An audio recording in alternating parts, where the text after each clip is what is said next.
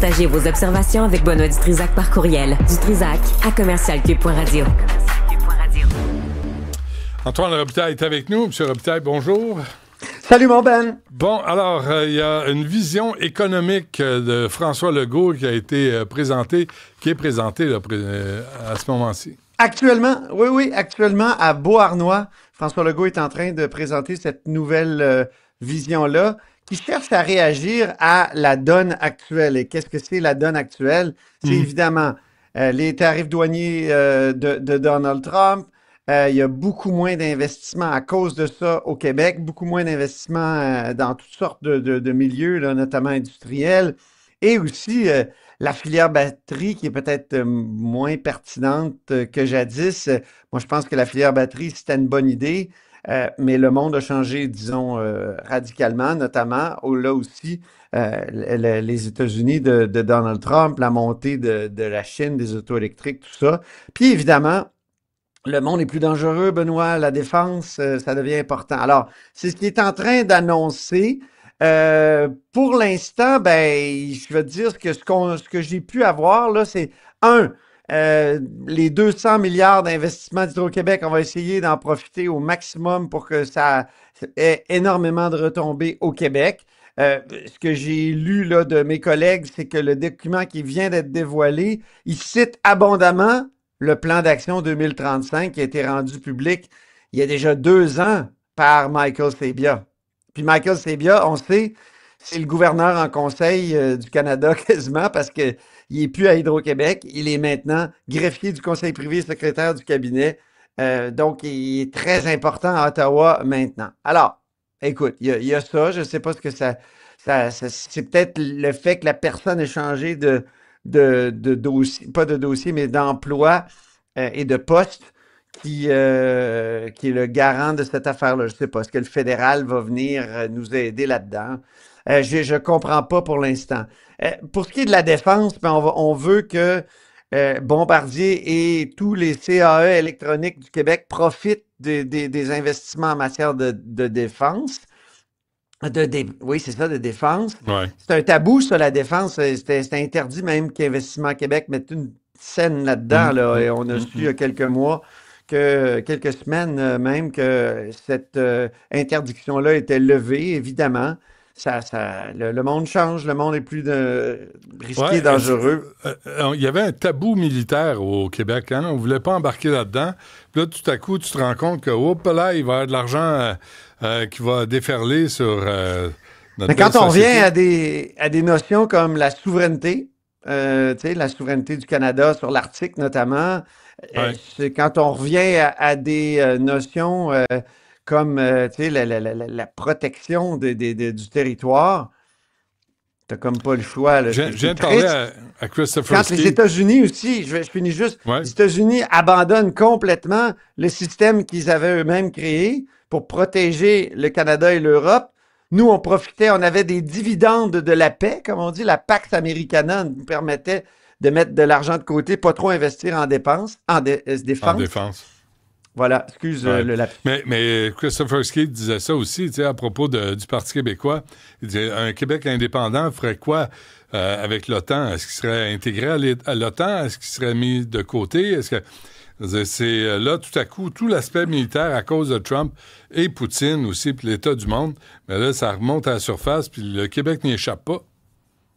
Et si jamais il y a un référendum, un troisième sur la souveraineté, ben, ce ne sera pas une simple ressucée de 1995. Ressucée. Non, oui, est-ce qu'on a une armée au Québec, si on est indépendant?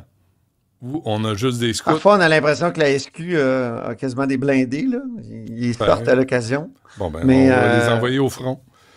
C'est ça, on aurait notre part de l'armée canadienne, j'imagine, là, à moins qu'ils partent avec... un peu comme les Russes sont partis avec leurs ogives nucléaires en Ukraine à l'indépendance en 1992. Il parle de la bureaucratie, il parle d'accélérer les projets, mais bon, on verra, là, Benoît. Pour l'instant, juste pour finir, pour l'instant, pas l'impression qu'il y a grand-chose de révolutionnaire ou de très nouveau, à part l'accent mis sur la défense. Puis, as-tu imprimé ton CV, là? As-tu l'adresse pour l'envoyer à la Société de transport de Montréal? Écoute, t'as vu leur convention collective? C'est incroyable, là. Ça fait rêver, comme disent les gens du bureau d'enquête qui l'ont scruté à la loupe. Euh, Il y a presque autant de primes que les médecins, Benoît. Mm. Ouais, puis C'est comme une... des journées de maladie, et 15 journées de maladie, puis si tu les prends pas, ils te les payent. Ils te les payent. Ça, c'est un concept qui m'échappe. Comme pigiste toute ma vie, là, comme de mec à contrat toute sa vie, Ouais. ça m'échappe. Il y a beaucoup de choses qui m'échappent, moi, quand je lis ça. Mais c'est vrai que les journées de maladie, avant, c'était comme ça. Ici, à Québec, pour la fonction publique, Ouais. quand les gens partaient à la retraite, Benoît, il y avait tellement accumulé de congés de maladie Ouais, partez qu'ils un an d'avant. partaient à la retraite. C'est ça, exactement. Mm. Et c'est terminé, là. Ils ont vraiment... Ça fait à peu près 2 négociations que c'est terminé. Alors là, on voit que la STM a des vieilles, des avantages, mettons, des années 90. Les primes nettoyage, les primes de 500 pièces annuelles pour celui qui s'occupe d'une caisse si la caisse balance. Imagine. Incroyable. Il me semble que t'es payé pour ça. T'es payé, c'est ta job. T'es payé. Une prime au système métrique. C'est vrai? Non. Oui. C'est vrai? Mais oui, t'as une prime. Oui, ben, les endroits dans comment on appelle ça, l'entretien, où il y avait un nécessaire passage du système anglais au système métrique, ben, ils ont des primes. Fait que si t'es passé de pied à mètre... C'est Pierre-Éliott Trudeau, là. Ça fait longtemps, là. Oui, si t'es passé de pied à mètre...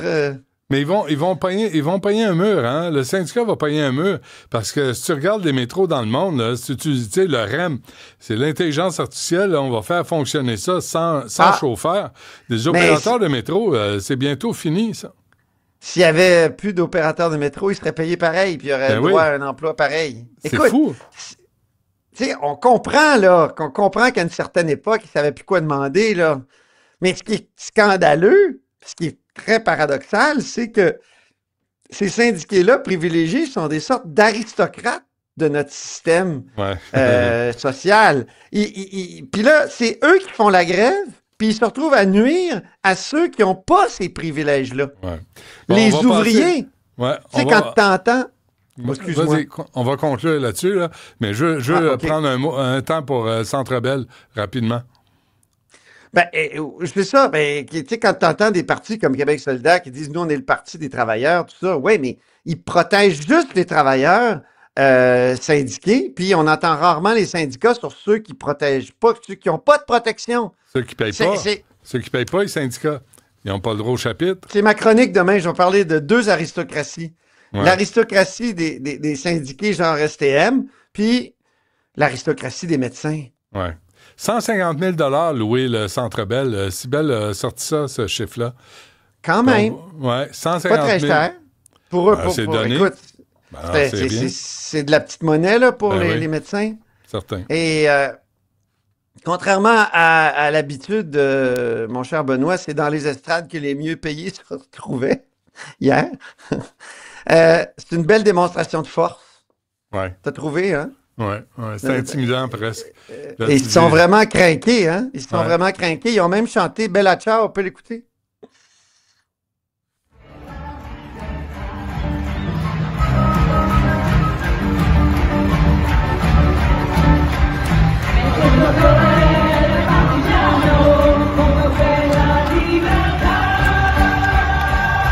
Est-ce que tu as entendu, toi qui connais sûrement, tu maîtrises bien l'italien? Oui. C'est Bella Ciao, c'est un chant des résistants italiens. Oui. Hein? Contre ça Mussolini. finit par Morto per la libertà. Ça, c'est mort pour la liberté, mon vieux. Ouais. Ça, alors, nos médecins se battent pour la liberté. C'est là où les gens décrochent, là. C'est comme arrêter de jouer aux victimes. Bon sens. Arrêtez ça, là. Ça se peut plus. Arrêtez. Si vous voulez jouer aux victimes, on va s'organiser, puis on va retirer une couple de milliards qui sont sur la table pour les rémunérations. Parce que ça, il faut arrêter, là. Si j'avais envie d'être très spécieux, très, très méchant, on peut inverser le mort pour la liberté. C'est leur liberté de circuler, eux autres, puis d'aller pratiquer dans d'autres provinces. mais ça va peut-être créer quoi? Peut-être Ouais. des décès. Écoute, je ne sais pas, là. Ouais. Mais Ben, s'il n'y a pas de médecin, il abandonne du monde malade. Alors, qu'est-ce Ouais. que tu fais? Qu'est-ce qui arrive quand tu abandonnes du monde malade? Ouais. Des gens Ouais. qui, souvent, ont payé leurs impôts, puis donc ont payé les formations de ces gens-là. En tout Ouais. cas. Non. C'est. Oui. Je comprends que le gouvernement va très fort et fait des erreurs, puis, tu sais, ils agissent en fin de mandat. Ça, je comprends tout ça. Mais ça justifie pas qu'on chante qu'on va mourir pour la liberté. Il y a des... Ça a pris limite. Oh, t'allais dire mieux que ça, mais on laisse aller pour C'est ça. après. sacramouille. Sacramouille de limite. Sacramouille. Merci, Antoine. À demain. Salut.